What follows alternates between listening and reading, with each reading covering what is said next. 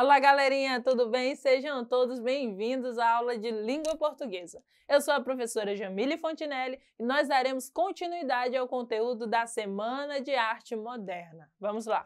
Bem, como vocês já viram, nós temos aí a apresentação, o cartaz que foi feito para chamar as pessoas para participarem da Semana de Arte Moderna, que foi um efeito muito grande.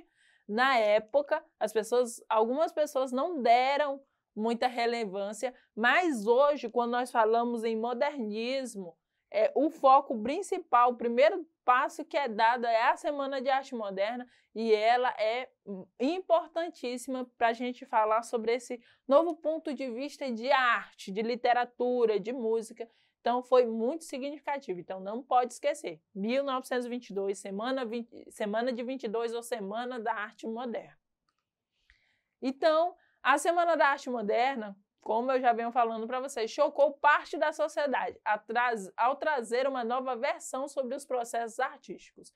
No primeiro dia, o que aconteceu? Houve uma abertura oficialmente em dia 13 de fevereiro de 1922. A Semana da Arte Moderna lotou o Teatro Municipal de São Paulo. Aí vocês vão dizer, mas a professora só disse que as pessoas não gostavam, as pessoas não queriam. Mas, gente, é algo novo, né? As pessoas queriam ter o que criticar e como criticar. Elas iam para falar mal depois. Iam. Então, o primeiro dia lotou. Era algo novo, eles ignoravam, achavam loucura, mas eles iam para dizer, não presta, não tem nada a ver, que horror. Então as pessoas, por mais que elas não gostem, elas vão lá só para apontar o dedo. Então foi mais ou menos isso que aconteceu. Com pinturas e esculturas espalhadas pelo saguão do teatro, o evento provocou choque e repúdio no público. O primeiro dia do evento contou com a conferência do escritor Graça Aranha, intitulada A Emoção Estética da Arte Moderna, seguida de apresentações musicais e exposições artísticas.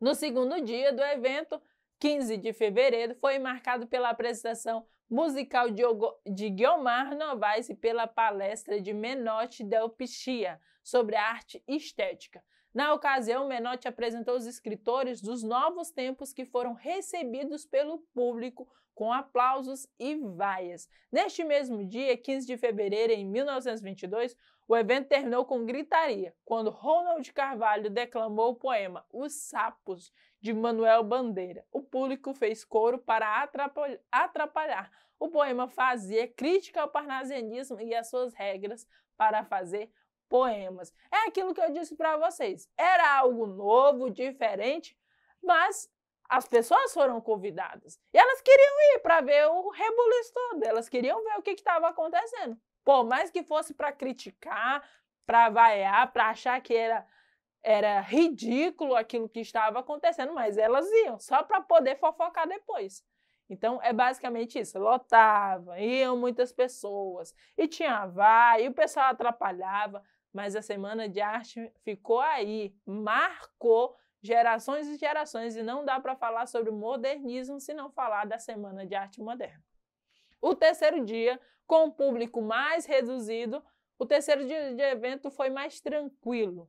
A noite foi marcada pela apresentação musical do carioca Vila Lobos, com a participação de outros músicos que exibiam uma mistura de instrumentos. Embora os ânimos estivessem mais calmos nessa noite, o público não poupou Vila Lobos quando ele entrou no palco com o pé calçado e com um sapato e outro no chinelo. O público interpretou a atitude do artista como futurista e desrespeitosa, recebendo com vaias novamente. No entanto, algum tempo depois, olha essa curiosidade, algum tempo depois descobriu-se que o chinelo não se tratava de uma performance, mas de um calo inflamado. Ele tinha que apresentar, então, num pé ele calçou um sapato, no outro ele foi de chinelo. No momento, as pessoas, que absurdo, né? Isso é desrespeitoso. E fizeram toda aquela ladainha. Mas nada, ele não estava querendo saber de performance de nada, ele só estava com calo no pé.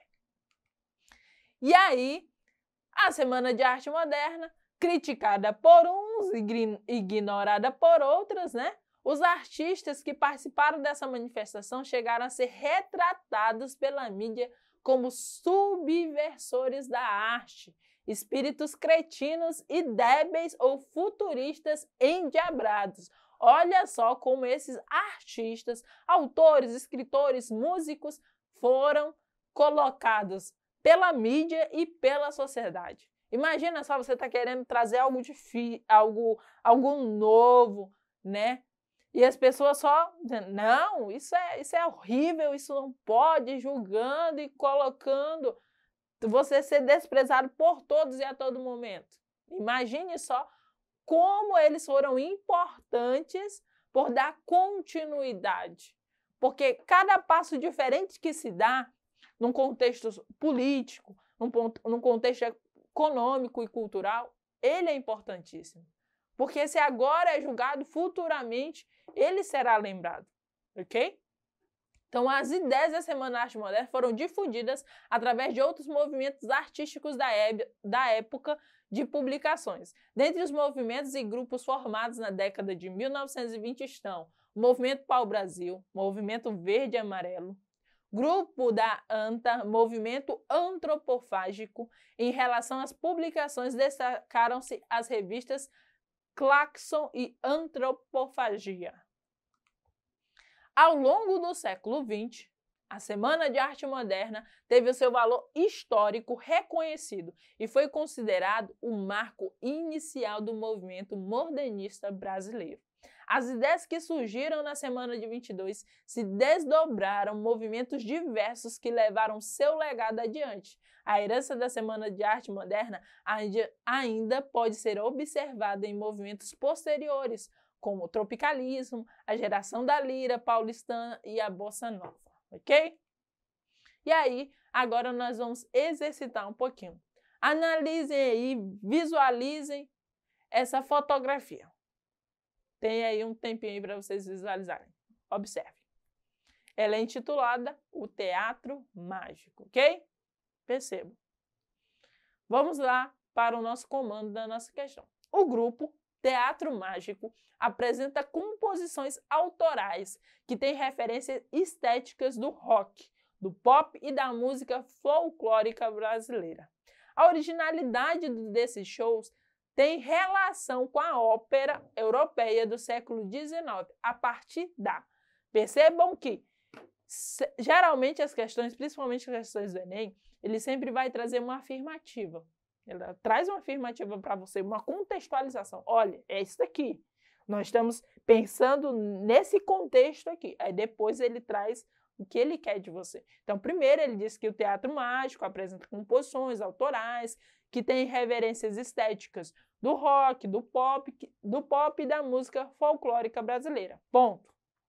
E aí ele vai dizer, a originalidade desses shows tem relação com a ópera europeia do século XIX, a partir da. Olha as alternativas. A. Disposição cênica dos artistas no espaço teatral. B. Integração de diversas linguagens artísticas. C. Sobreposição entre música e texto literário. D. Manutenção de um diálogo com o público. É adoção de um enredo como fio condutor. Qual das alternativas? Essa originalidade com relação à a ópera europeia do século XIX se dá a partir do quê? Aí você volta lá para a imagem, visualiza mais um pouquinho. Perceba as luzes, o artista no centro. Percebam todas essas características. Analisem a fotografia. E aí nós vamos chegar à resposta mais adequada, que é a letra B, integração de diversas linguagens artísticas.